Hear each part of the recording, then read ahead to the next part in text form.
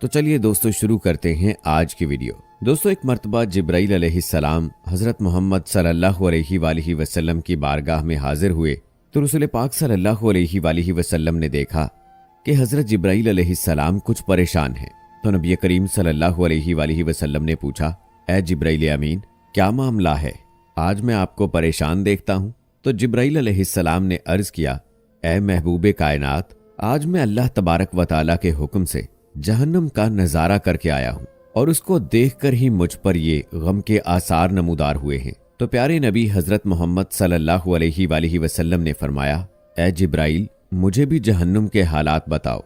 तो जिब्राइल अलैहिस्सलाम ने अर्ज किया कि ए अल्लाह के रसूल सल्लल्लाहु अलैहि वसल्लम, जहन्नम के कुल 7 दर्जात हैं। इनमें सबसे नीचे वाला जो दर्जा है, अल्लाह तबारक व तआला उसमें मुनाफिकों को रखेगा। छठे दर्जे में अल्लाह तबारक व तआला मुश्रिक लोगों को डालेगा।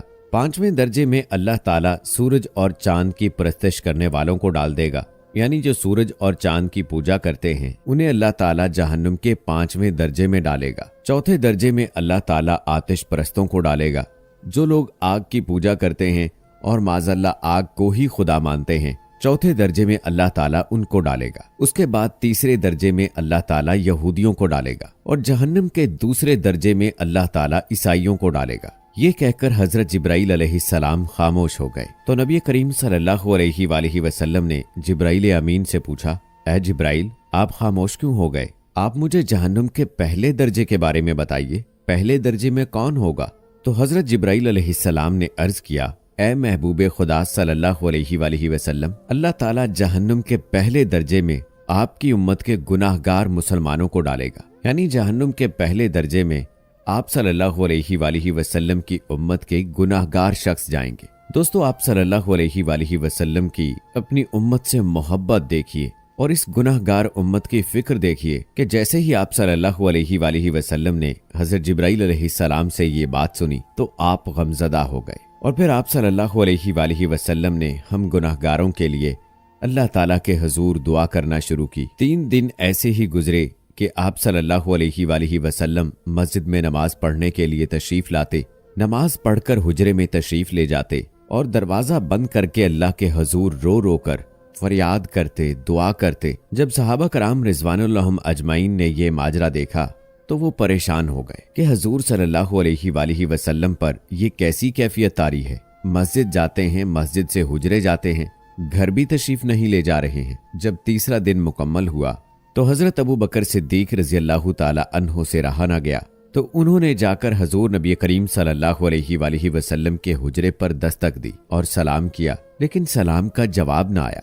तो हजरत अबू बकर सिद्दीक रज़ियल्लाहु ताला अन्हो हजरत उमर बिन खत्ताब रज़ियल्लाहु ताला अन्हो के पास रोते हुए आए और फरमाया, ए उमर, मैंने सलाम किया लेकिन सलाम का जवाब न आया, लिहाजा आप मेरे साथ चलें, हो सकता है आपको सलाम का जवाब मिल जाए।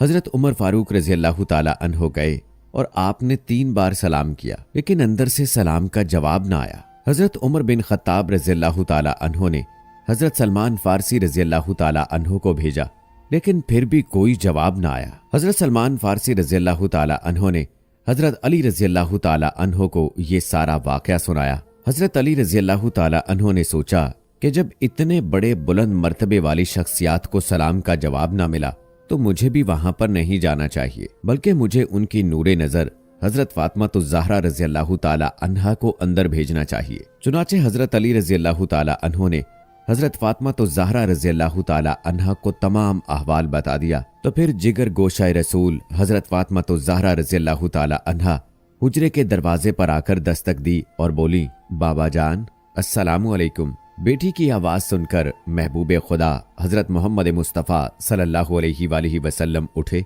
और दरवाजा खोला और सलाम का जवाब भी दिया। तभी हजरत फातिमातुज़ ज़हरा रज़ियल्लाहु ताला अन्हा ने फरमाया, अब्बा जान, आप पर क्या कैफियत तारी है कि आप 3 दिन से यहाँ हुजरे में ही हैं, आप यहाँ से कहीं जाते ही नहीं हैं। तो हजूर नबी करीम सल्लल्लाहु अलैहि वसल्लम ने फरमाया कि ऐ मेरी बेटी फातिमा, जिब्राइल अलैहिस्सलाम ने मुझे आगाह किया है कि मेरी उम्मत भी जहन्नुम में जाएगी। ऐ मेरी बेटी फातिमा, मुझे मेरी उम्मत के गुनाहगारों का गम खाए जा रहा है और मैं अपने अल्लाह ताला से दुआ कर रहा हूँ।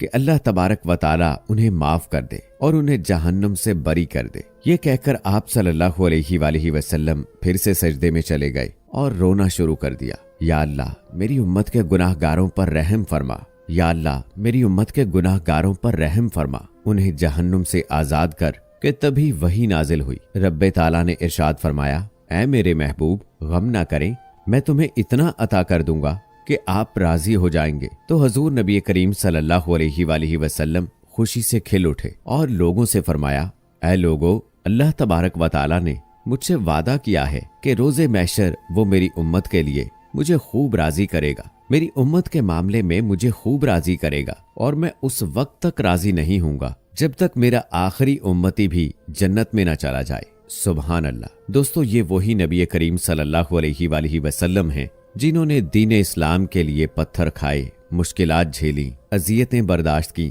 لیکن اللہ تعالیٰ کا پیغام دنیا والوں تک پہنچاتے رہے۔ دوستو، ہمیں یہ سمجھنے کی ضرورت ہے کہ جن کو اللہ تعالیٰ نے معصوم پیدا کیا، جن کا کوئی گناہ نہیں ہے، وہ کس کے لیے روتے ہیں؟ وہ اپنی امت کے لیے سجدوں میں دعائیں کرتے ہیں، اور ہم ہیں کہ اسی کے امتی ہوتے ہوئے اپنے راستے سے بھٹکے ہوئے ہیں، اپنے لیے بھی عبادت نہیں کرتے کہ اللہ تعالیٰ ہمیں صلے میں ہمارے گناہ بخش دے، ہمارے جانے انجانے میں ہوئی جو خطائیں ہیں، جو غلطیاں ہیں، ان کو معاف کر دے۔ ہمارے پیارے نبی حضرت محمد مصطفیٰ صلی اللہ علیہ وآلہ وسلم نے کتنا مشکل وقت دیکھا، اس امت کے لیے رو رو کر سجدوں میں گر کے دعائیں کی، دین اسلام کی خاطر ہجرت کی۔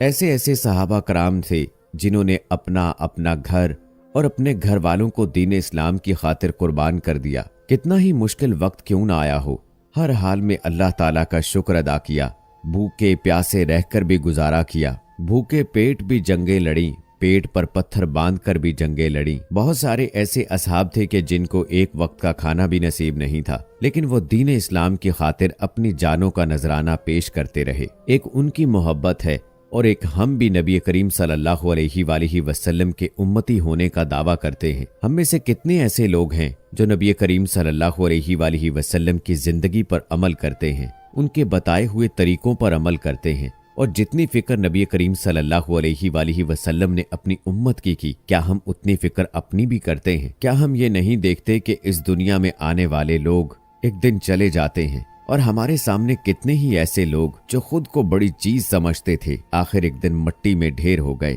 مسلمان ہونے کے ناطے ہمارا اس پر مکمل اور پختہ ایمان اور یقین ہے کہ اللہ تعالیٰ نے ہمیں پیدا کیا ہے، اور اللہ تعالیٰ ہی ہمیں ایک دن اس دنیا سے اٹھا لے گا، اور پھر روز محشر ہمارا حساب ہوگا۔ یہ سب کچھ جانتے ہوئے بھی ہم نے اپنی آنکھیں بند کی ہوئی ہیں۔ جنت اور جہنم کے راستے بتا دیے گئے ہیں، جنت کے حصول کے لیے کون سا راستہ ہے اور جہنم کی طرف جانے کے لیے کون سا راستہ ہے۔ اب یہ ہم پہ ہے کہ ہم کس راستے کا چناؤ کرتے ہیں۔ سب کچھ جانتے ہوئے بھی ہم نے اپنی آنکھیں بند کی ہوئی ہیں۔ خدارا نبی کریم صلی اللہ علیہ وآلہ وسلم کے طریقوں پر عمل کریں، اس نبی کی زندگی پر عمل کریں جس نے اپنے آپ کو مشکلات میں ڈالا، جس نے اپنی امت کے لیے رو رو کر سجدوں میں دعائیں مانگی۔ اس نبی کی باتوں پر عمل کر کے زندگی گزاریں، نہ صرف اس دنیا میں کامیاب ہو جائیں گے بلکہ اگلی آنے والی ابدی زندگی میں بھی کامیاب ہو جائیں گے۔ اللہ سے دعا ہے کہ اللہ ہمیں اپنے اور نبی کریم صلی اللہ علیہ وآلہ وسلم کے بتائے ہوئے طریقوں کے مطابق زندگی گزارنے کی